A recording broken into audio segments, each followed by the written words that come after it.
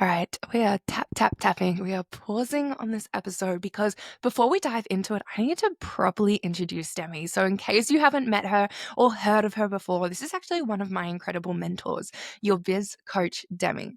Seven-figure business mentor and strategist, mentoring women on how to make more money in their business through mastering offer suites, marketing, and overall business strategy for effortless scaling. And one of the reasons why I've got Demi on the podcast today, other than how flippin' fabulous she is because of how practical her approach is. So, this episode, you're going to want to listen back to it twice because what Demi is sharing, there is so much you're going to be able to literally go away and apply straight away. You're going to see the gaps. This episode is so action packed, and I'm so excited to properly introduce one of my incredible mentors to you, Demi.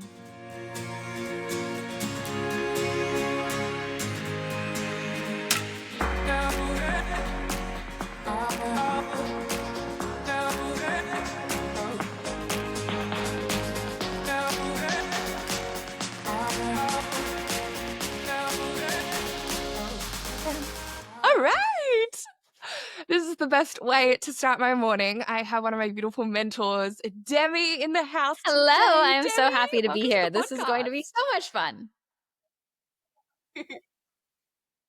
So I've just been chatting with Demi and giving you a little bit of a insight into where I want this podcast to go today, because one of the reasons why I decided, yep, I need to be working close proximity with Demi was because she wears her heart on her sleeve. I love that. But unlike a lot of coaches out there, a lot of business coaches, Demi is achieving incredible things in her business, incredible milestones, living a life she loves, but she's held on to something that I don't see very often, and that is the hands-on approach to her clients. Because I feel like if you look at business coaches, they've scaled, they've done epic things, and one thing that is quite common is that they've sort of lost a sense of that close proximity, really hands on. I am here for you. I am in the trenches. And that's something that I absolutely love about Demi. So, this episode, you're going to get to know Demi, but we're also going to get some really actionable things that you can figure out and be like, this one episode has literally just changed my entire business. Demi, I need more. So, before we dive on in, Demi, I would love to start off with your She Got Lucky story, a moment where, from the outside, my gosh, what an incredible life you have.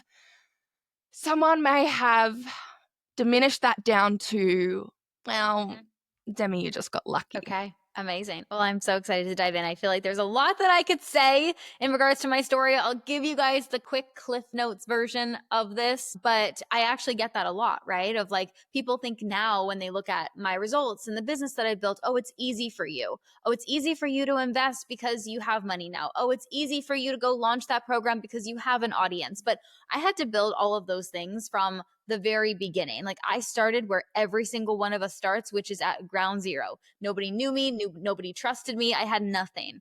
But before I even talk about that, I want to give some insight into how I even got into this coaching industry in the first place, because I think that is such a big aspect of my story and really shows that I literally came from nothing. So I'm from a very, very small town, and I knew from an early age that I wanted something more. I was sold the dream of obviously go to school, get the corporate job, have the white picket fence. Like, that was your key to success. And I kind of questioned that a little bit. I did the things, but I knew that I always kind of wanted a little bit more. I wanted to be able to travel. I wanted to be able to never have to worry about money. I saw this reel one time, and it was like, we work like a dog, 9 to 5 for what, 60 years of our life so that we can enjoy 10, maybe good ones. You know what I mean? And I was like, I don't want that life. Anyway, so when I was 20 years old, I actually packed my bags. I left home and I moved across the country all by myself. And some people will say, oh, like I said, it's easy for you now to make some quick decisions or hard decisions because you have like a safety net to fall back on if it doesn't work out. But I was making decisions like that long before I even had a business, right? Like 20 years old, I knew nobody. I moved myself to the other side of the country to be like, I want something more for my life. What's the worst that could ever happen? And I was still in school. So I went to school and I did business. I actually had no idea what I wanted to do with my life. So I was like, you know what? I'm going to do business because I can kind of use that anywhere. And I did marketing and psychology and I loved it and it was great. But I was doing business school while working two jobs to be able to afford my bills. So I had two serving jobs and then I got into management after I had done my degree. Got into management of a restaurant. I was leading a team of about 150 people. That's where I learned so much actually about like connection and relationships and business, because in the restaurant industry, like the way I was making money was through that. Like I had to build connections with our customers. They would come back and like request to sit in my section. I had to build connections with my team, right? So that they wanted to stay and the business could make more money. Like it was just, I learned so much. And I remember just working 16-hour days in that industry. Even when I was working the two jobs, it was like morning time to nighttime. I was going from 7 a.m. until, sometimes 2 a.m., 3 a.m. at night, taking the bus back and forth to work. Like it was just the whole thing. Met my now husband and was like, you know what? I don't want this life anymore. I don't want the 3 a.m. nights anymore. I want to have time. The money's like okay, but it's not anything that I want for my lifestyle. And so then I got into corporate, started using my business degree, my marketing, human relations, did that. And I'll never forget that they had fired a couple of people go, and then all those responsibilities fell on me. And so then I had asked for a raise and they denied me a raise. And at that moment in my life, it was like I was making just enough. And I came home and I said to Jake, I'm going to have to get a part-time job because I don't even have enough money to pay the car insurance bill. I'm barely breaking even every single month. And I'm working my butt off. And I can't wait this much longer to hopefully maybe get a promotion and who knows what, right? And so I came home one night when they denied me that raise and I said, I have to do something. I got online and I found virtual assisting. It was like how to make money from your couch, because I told you, I was like, I don't want to go back to the restaurant industry. I had just gotten out of it. It's a hard industry to get out of because, like it's a lifestyle. And he was like, well, just try something. So that same night, I put up my Instagram page. I put up a Wix website. It had the ads still on it. It was so horrible. I was following YouTube tutorials on how to do everything. I stayed up until like 3 a.m. that night. And I just started to become a sponge. I would go into work and I would like start reading articles and Pinterest blogs and like everything on this whole virtual assisting online world. And that's where I got my start. So I had to build that business up. I did social media management. I got clients, like all the things, invested in my first program. And then from there, the whole coaching thing kind of like snowballed. I was doing really well in my social media management business. I had people asking me, how are you doing this? I was doing coaching for free.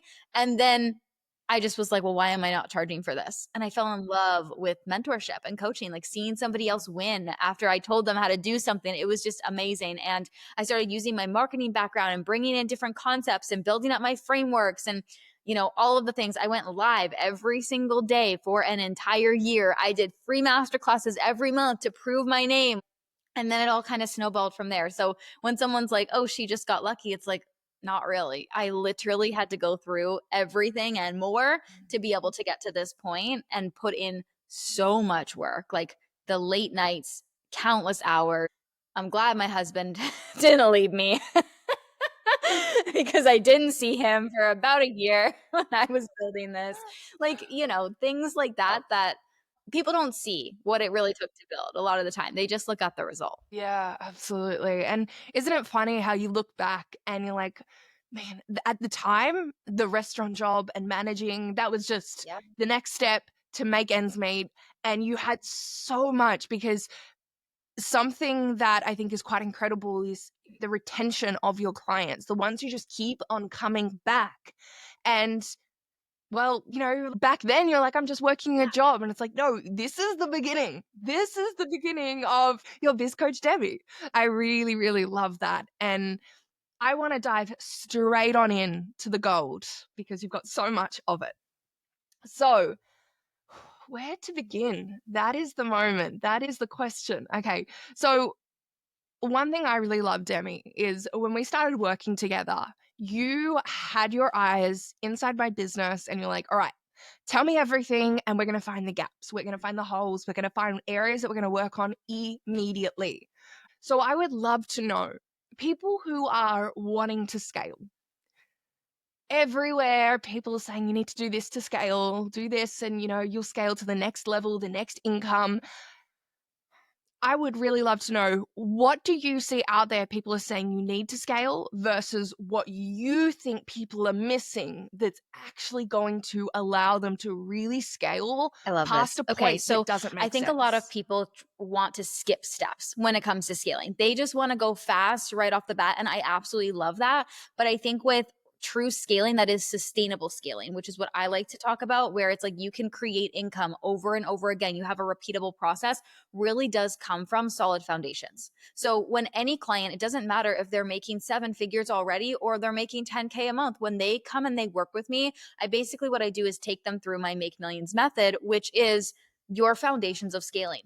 Are we clear on the offer suite and the structure of the offer suite? And does the capacity that you have and the pricing that you're charging and how you're showing up and building the customer journey, does that allow you to live the life that you want and actually make the income that you want while creating a great client experience? Do we have our positioning dialed in, right? What are you known for? What does our marketing and content look like? What is our sales processes? How are we building community? So it really is all of those basic elements of a solid business that you have to go through. And so many people, once they even reach a certain point in business, they kind of forget that it goes back to the basics and it's consistent refinement of the basics when it comes to scaling, right? So as you continue to grow in your levels of income or visibility, whatever that looks like for you, you're really just going back and refining.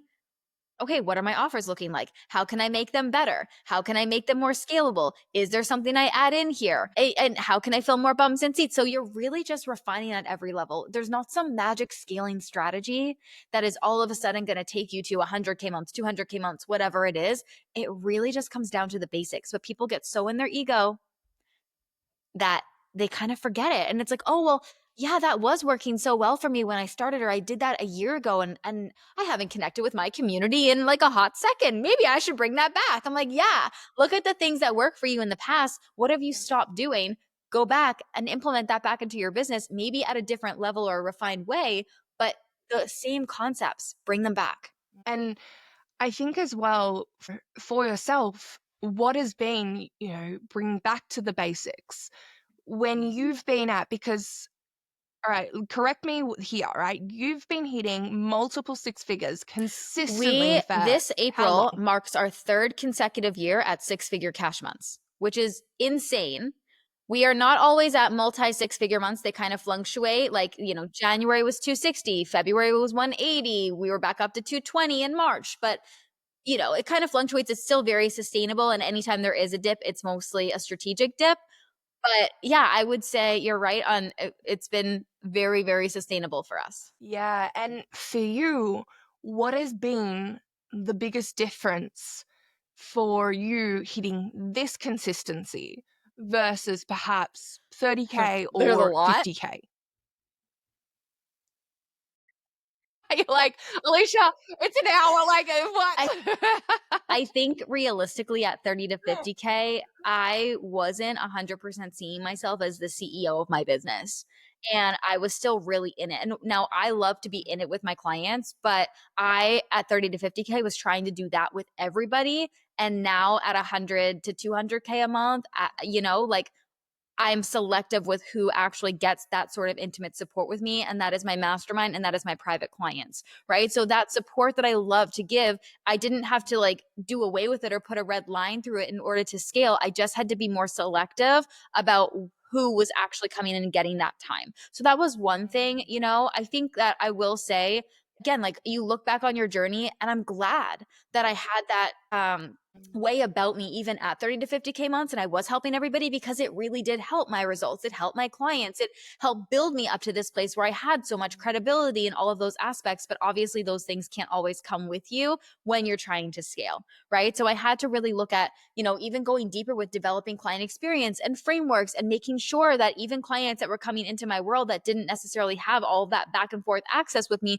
still had clarity on how to actually get results. So it was a big focus on making making sure my programs were set up for client success as well. Yeah, and I think as well, in line with She Got Lucky, Yeah. it's not always linear. That's the other thing, right? So, was there something in that journey to where you've built this consistency, the level of the business now? Was there something that you tried, you did, perhaps you followed what everyone said. You did that and it actually took you backwards. It was sort of like all of a sudden things really felt like, "Oh my gosh, what have I done? I've tried this, it so hasn't worked." There's been so many moments Has like there been that. a I moment think like one that? of the things that I'll talk about is I have a very creative brain and I love micro offers, right? And I think one of the things that actually stunted my growth in income was too many micro offers.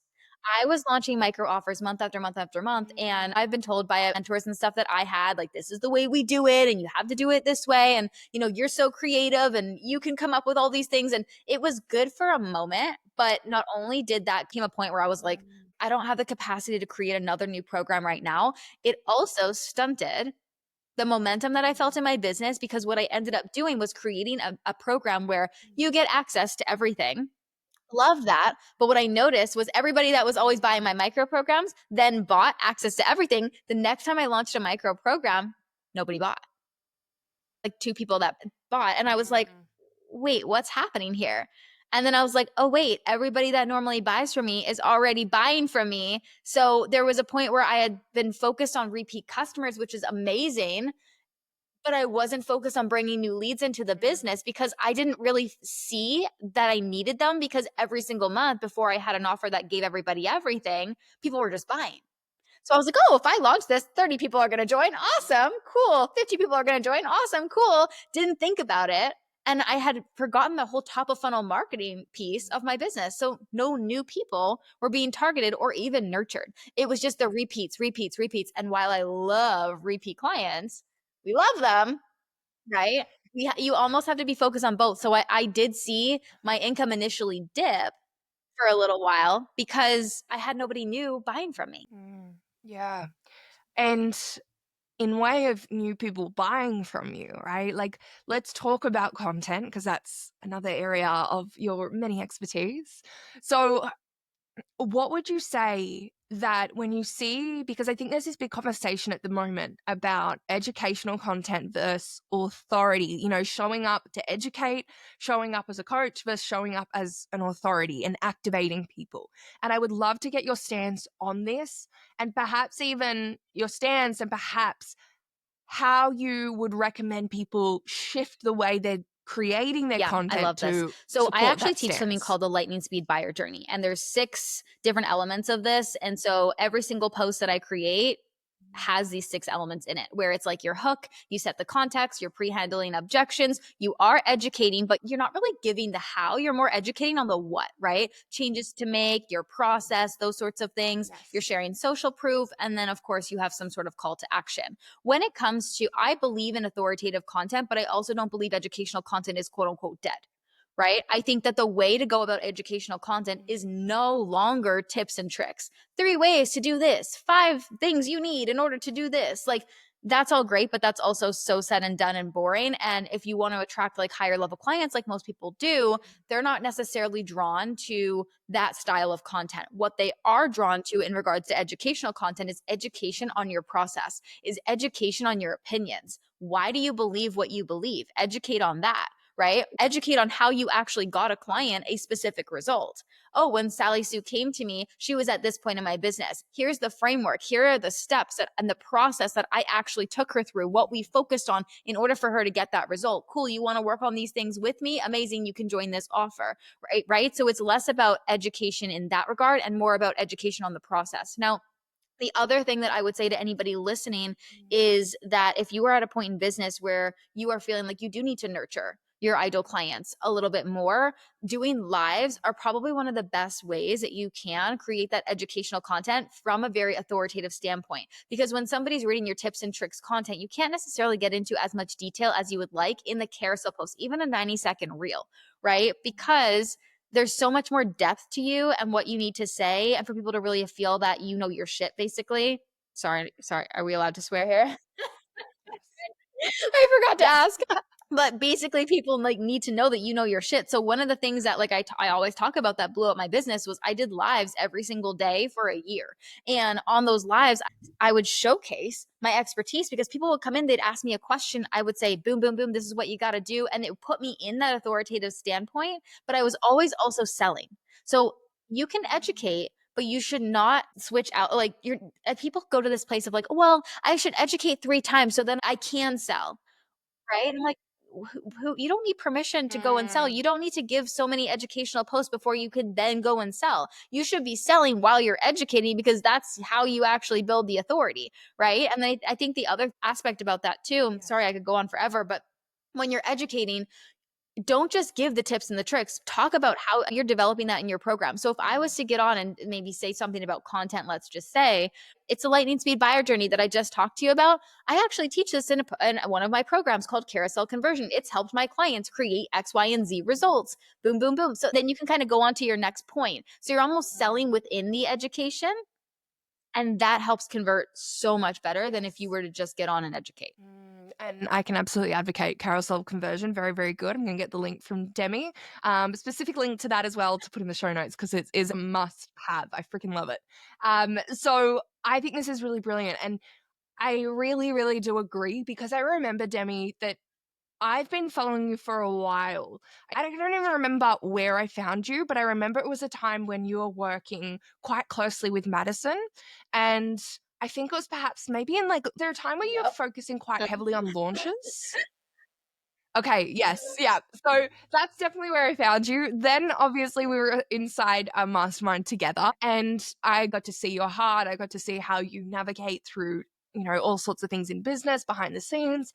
And then there was a period before hiring you where I was naturally consuming a lot of your content. I was listening to your podcast episodes. I was looking at your content. And what you said was so spot on because I loved that you had content that I was like, this is so good. Like, you are literally giving so much value here. And it wasn't just a case of my client achieved her first 100K months within working Mhm. 10 days together. And it wasn't ending there. It was like, let me take you, as you said, this framework following through, start with that, cool. But then give that value of, okay, this is how we did it. And I remember you had like scripts, you had all sorts of things. And it really falls into what I really see to work very well, whether you are using videos, whether you're using carousels, whether you're using a combination of both, you very much have binge and buy content where it's like, this is so good. And I think what you've just said, it requires you to have that element. It's like the selling part feels just natural. It feels like an invitation. It's like, you're welcome. I'm going to give you a chance to get even better at this, what you've just been like, this is gold, right?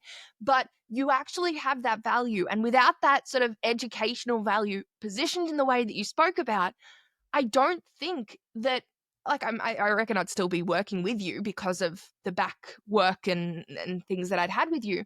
But it was such a unique. I would literally end up binging so much of your content Yeah. because of the way Exactly, you because just it keeps spoke people about. coming. They wanna know more, right? And I think that one of the things too that I always Yes. the model that I've always lived by for content is if my free content can give you more than someone's paid container, then you're gonna buy from me, right? So even if it's like I think people also get in their heads of, "Well, I shouldn't give too much for free."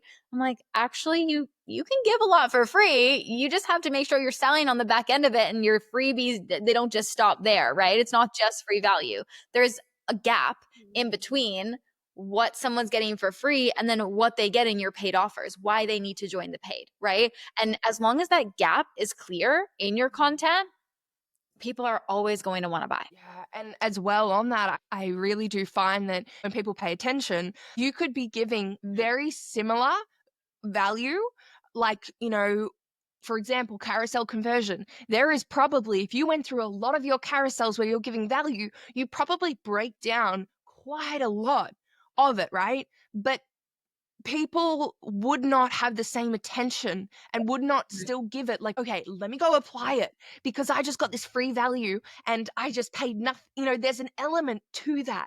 And so I think that that's really spot on. How do you, though, decide, oh, I'm going to leave it here and then now connect it back to my offer? Like, how do you decide what value you give away and That's a really where great the line question. I stops. think that so many people also struggle with that. A lot of the times for me, it's mostly about like, this is a good question. Because sometimes it's like, I'm just going to give you the whole thing and I'm going to make this free and you can just have it. And sometimes it's like, hey, Mm. I'm actually going to sell you on this thing, Yep. right? But I think a lot of it for me is that I go into more of the what and not always the how. I could give you a script for content, but if you don't actually understand the how of how to apply that or when to apply that or what the strategy actually is behind it, then you're going to need my program. Again, what you said is like, you could actually go to my page right now and you could probably build a multi six figure business just off of my free content. Will you? No. Right. But you could because of the value that's there, but there always are going to be some of those missing pieces. So even if you were to like break up like what one of the things that you want to talk about or your program, I always start with my program. So what am I actually teaching inside of the program itself? What is the transformation and what do people need to know to be able to get that transformation inside the program? Awesome. So then I can create problem awareness content around what they need to know or what mistakes they're making that are leading them to not have the result that they actually want to see.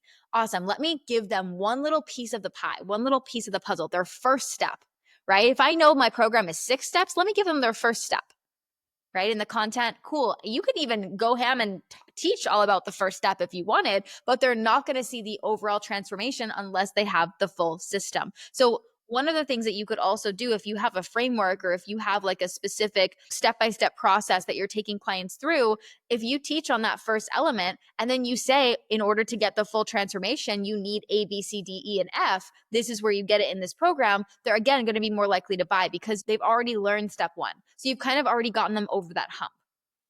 Right? So if you can do that, and then, like I said, talk a little bit more about the process and talk a little bit more about the what they need to focus on rather than here's everything you need to do. Like your carousels don't need to be a masterclass every single time you create a carousel, right? You can really just show them that first step, show them the what, and then your program is the how of the result. Mm. I think that's so spot on. Even with videos, we've spoken about this. If you give everyone, like, this is everything in a minute long video, they'll be like, wow, you just gave me so much, but I also don't know where to start. I think that's so spot on, is rather than looking at, say, for example, you've got your offer, zoom out and look at all the different steps, look at all the different perhaps questions that come into that bigger training offer, and then that is all your little content pieces that you can begin on. I absolutely love that. So people are in your world, okay? I love content. No surprise. Love content, okay? But I really love as well little tweaks that you've been able to make behind the scenes, which just make sense, but I don't think, because it's not as sexy, it's not spoken about as much. So perhaps can we dive in when you are working with clients and you come into the behind the scenes of their business? Where are some of the fastest shifts that you make that start banking Amazing. up results? Fastest shifts, looking at gaps in product suite. Number 1. A lot of clients, their product suite, it makes sense to them, but it doesn't make sense from a buyer perspective. People in their audience are confused. So let's look at making sure your offers have a big enough differentiation. Your offers have a story that you can tell of why you're the person to deliver this. Your offer price point makes sense. Like all of those elements, that's the biggest thing. One of my clients actually in my mastermind, she came in February and I basically blew up her offer suite. I said, this needs to change. This needs to change. This doesn't make sense. Your clients are overwhelmed here, blah, blah, blah. And she made those shifts pretty quickly because most of the time, like your offers are already created. It's just those refinements that we make, and especially to the messaging and stuff. But she made those shifts and she signed $16,000 in sales the next day. And I was like, okay, amazing. See, your buyers were just not understanding the concepts because you're the creator of the program. You get it. But your people, if you're not communicating the difference of the Yeah. programs and why they need it in a way that they will get it in their language, like that's why the sales people are not seeing the value, right?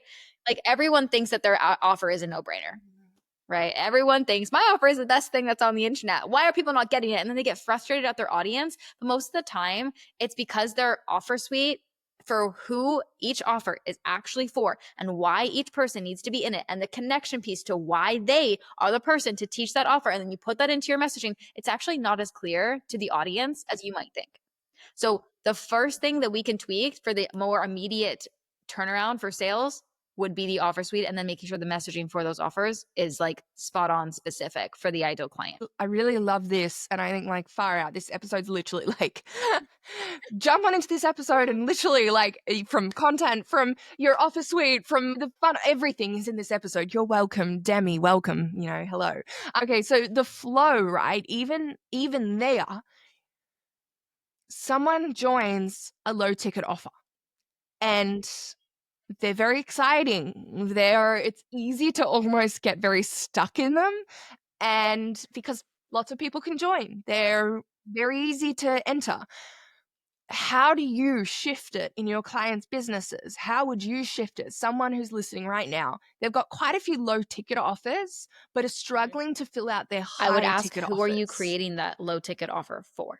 Because most people create a low ticket offer because people are not buying their high ticket offer. So they create for somebody who actually can't afford their high ticket offer. So, okay, cool. You're creating this low ticket offer and they're going to get in. But if you created it for somebody who can't afford your high ticket, then of course it's not going to convert to high ticket, right? Like if your high ticket mastermind is for the woman who's already at 10K months, whatever, and you create a masterclass for how to get to 10K months, that's not the actual low ticket offer that your mastermind client that you're trying to nurture needs as a touch point with you. They're already beyond that. So I would make sure that your low ticket offer makes sense for the high ticket client that you're actually wanting to have in your world. So it's just a touch point, right? From there, I would make sure that your messaging just aligns. That's it. Like so much about high ticket buyers it's so much about messaging, when low ticket is so much about features and here's what you get and the tangibility pieces and quick wins. Whereas longer term, higher ticket clients, it needs to be spoken about in a different way. You need to talk about the long term, right? Quick results from a quick low ticket offer are sexy. Love that. Longer term results are not as sexy always to market because, you're talking about things that are 6 months, 12 months plus. Even 3 months to some people feels like a long time. It's not, but it feels like it, depending on who your ideal client is. But when you're marketing a space that's more of a relationship with you, it needs to be marketed a little bit differently. Now, I will still be very tangible. Like when it comes to my mastermind space, I'm still very tangible around this is the process. This is what you're going to go through. Because again, especially in this day and age, people need to see that sells. Like as a high level client buyer myself, I want to look at what the process is. How is this actually going to help me? Is this actually what I need? Right? Awesome. But I also want to feel a connection to that person and their story and what they're going to take me through and the leadership piece. So there's just different messaging for those offers. And you have to get a little bit more emotional with higher ticketed spaces. Yeah. And I love what you just said because it just triggered me, visuals are happening. But I just literally imagine like speed dating in a sense. And it's like you're treating each of your offers like, this low ticket is for this person and this is for this person. It's like you're speed dating. It's like each table is an offer. And it's like this person is brand new and, they've never done this before. This person's been doing it for a while. And so each offer is for someone at a different table, a different dream client. So of course, they're not easily flowing into each one. Whereas if you were on a date with someone you really liked, you were hitting it off, you start with that entry level stuff, the light conversations. And I'm just seeing it as what you've just said. It's like the start of the conversation is those lower ticket offers. But then as the conversation gets deeper, they're jumping into these deeper offers with you. And that's all the same person at the same table on the same date. And I'm just like, that and makes I always say so too, much like sense. look at the ideal client and base your offers around like the characteristics of them as well, right? Like even somebody who is at a different stage in business could still have the same characteristics as somebody who is making $1 million a year, right? As long as you're a go-getter, you're an action taker, you want to go big, like you're the person that comes in and understands the value of investing, you can speak to that level of a human throughout all of your content. What you teach and offers might be a little bit different, but the who that you're wanting to attract at their core are realistically the same person. Yeah. And something else you said, and I remember now what it triggered, was you were talking about, your offers are like the best thing on the internet. And I think a really easy, slippery slope in a sense is when you see online, there are so many experts in everything. And such a big, big part of the business owners, the coaches, the women who are really stepping into their power as the leader of their industry is conviction. So, what if you are lacking that conviction around your offer? You know it's good, but perhaps you're like, oh, like, is it the best? Like, she's getting bigger results with her clients. She's been doing it for longer. She's, got more trusted reasons why to go with her. And so, for someone who's like, I know it's good, but I don't know if it's the best thing. So they're showing up with that energy. How do It's a you great question. shift that? I think that number one thing I'll say is that if I had let those thoughts get to me when I had nothing and when I was starting, I wouldn't be here. I think that staying in your own lane is so important. And if you need to mute people, you need to stop comparing. Number one, it's easier said than done. But whatever you need to do to stay in your own lane, Yep. do that. Do that first. Second of all, I would go deeper with why you love your offer so much.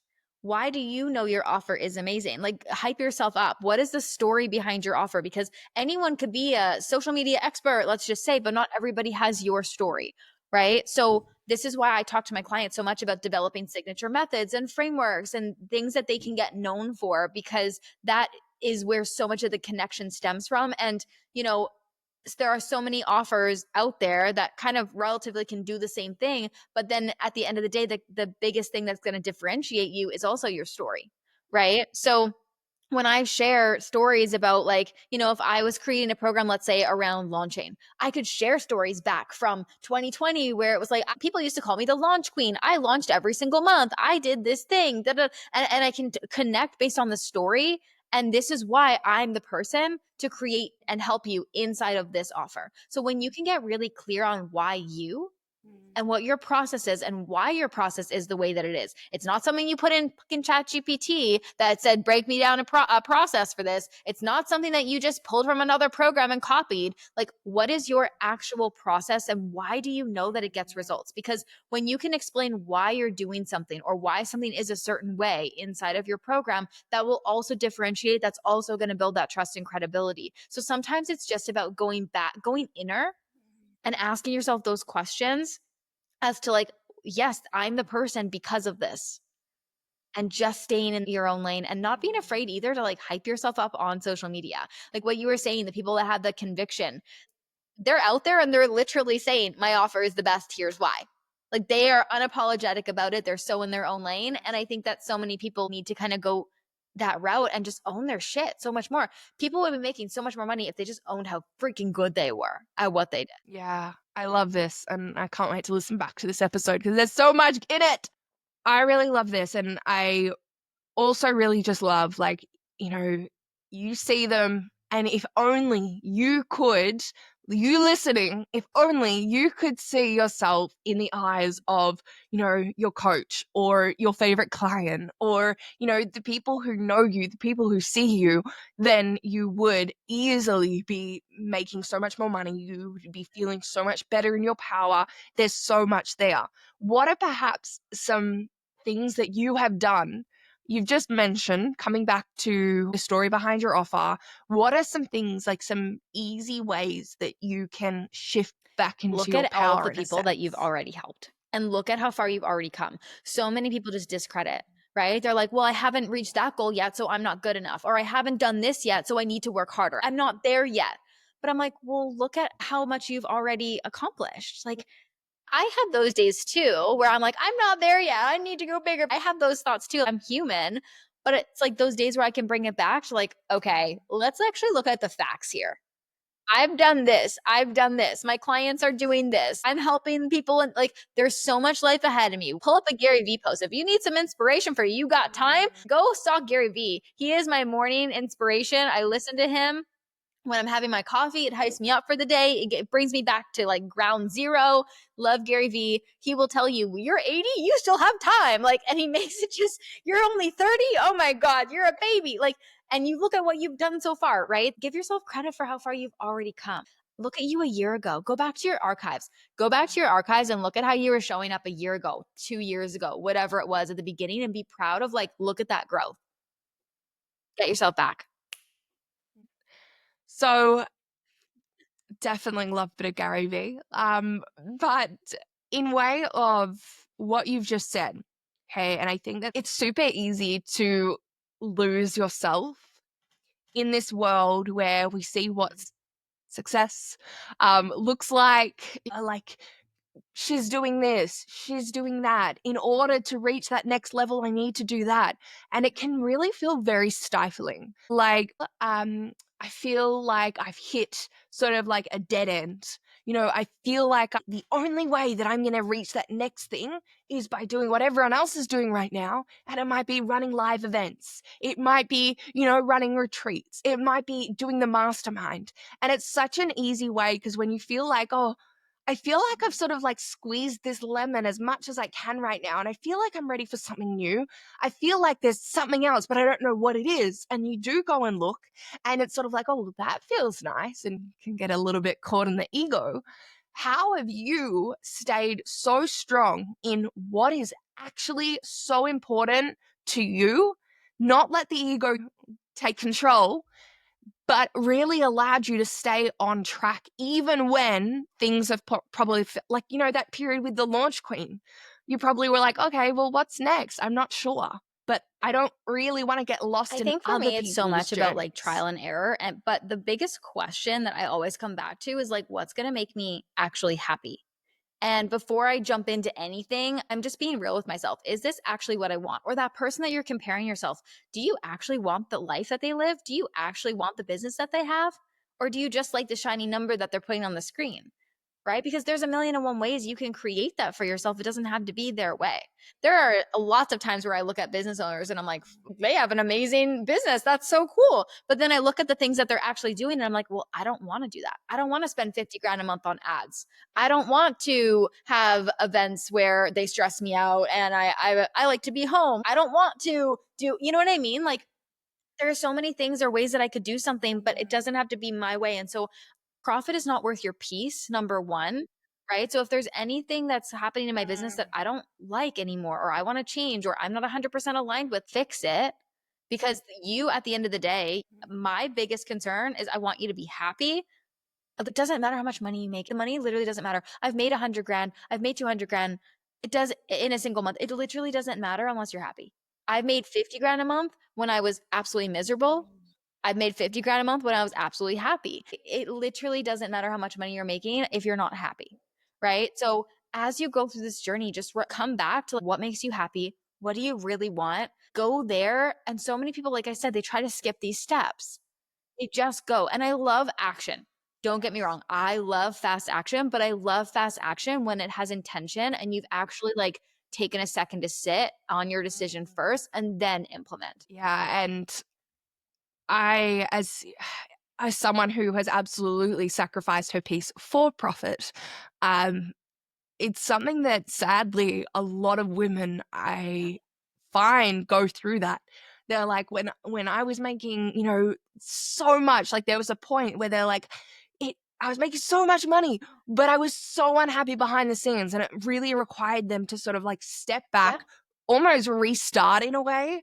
And so if you're listening, I really want you, maybe you've experienced that already, but if you haven't, I really want you to listen to this again. Listen to this a second time because Demi really is sharing so much that will allow you to really start applying, but in a way that also it really protects your heart in a way as well, because there's some really hard lessons. And right here, you're getting them firsthand. You're hearing the stories, you're hearing the lessons, and you're able to then almost leap. There's obviously so much value in experiencing them, but you're able to also learn from Yeah. others who have experienced them firsthand. So Demi, thank you so much, because as I said, this episode there has been so much freaking gold. Now I'm going to put in your links and everything below. As I said, I'm going to put carousel conversion because that's so freaking good. I'm going to put the podcast. I'm going to put as well, if you're okay with it, because your intensives as well. Like you've got so many things that can support people. Where should Honestly, people you begin? know Rather what? than me I being like, think this is that what it I'm going like to do. there's a lot of different spaces depending on what you are looking for in my world. Probably the best bet is if you want to learn more, pop over to Instagram, send me a DM. I'm so open to like one of my main values is that you're in the right space for you. So I want to talk to you. right? So come in, and obviously if it's like my membership or my $97 trainings, cool, you can go grab those. But if you're looking for something a little bit more intimate, come in, talk to me, and just let me know where you're at, what your goals are, and we'll figure out what the best space is for you. Yes, amazing. And as someone who works with Demi, I absolutely love and adore her and just can only advocate the best things for her. So Demi, I would love to finish the episode on a quote, some words, something, and perhaps we're getting ready for something that Gary Vee has said, but some words that have landed with you that you remember to this day when you heard this quote or when you heard this saying, it shifted everything in your mind at that point in your Honestly, journey it was for you. more about like, I am the only person that I have to spend my entire life with. My husband, we're not together our entire lives. My family, not going to be together our entire lives. Every single morning when I am in my head, I'm the only person that I have to live with forever. Who am I going to be proud of? When I look in the mirror every single morning and see that person staring back at me, that I can't get away from this person. Who am I going to create, right? Like, what standards am I going to hold? How do I want to leave? What stories do I want to be telling when it is the end? Like, I know it's morbid, but it has changed my life in so many ways, because you really only get to live this life once, and just take risks. We're on a floating rock in space. Everything's not so fucking serious. Go and do the thing, live big. Like, don't let money hold you back. So many people fear money. Like, it's just, who are you going to be proud of every single morning when you look in that mirror, and don't live like any what ifs, right? Always be able to like tell the story instead. Love it so much. Demi, thank you so much for coming on the podcast. If you love this episode, please share where you're listening. Go follow Demi, all right? Share it to your stories. Tag Demi, tag myself, and be sure to come back and we'll have some gold for you next week as well. But Demi, thank you so Thank you for much for having me. This was joining so us on fun. the podcast today. Hey.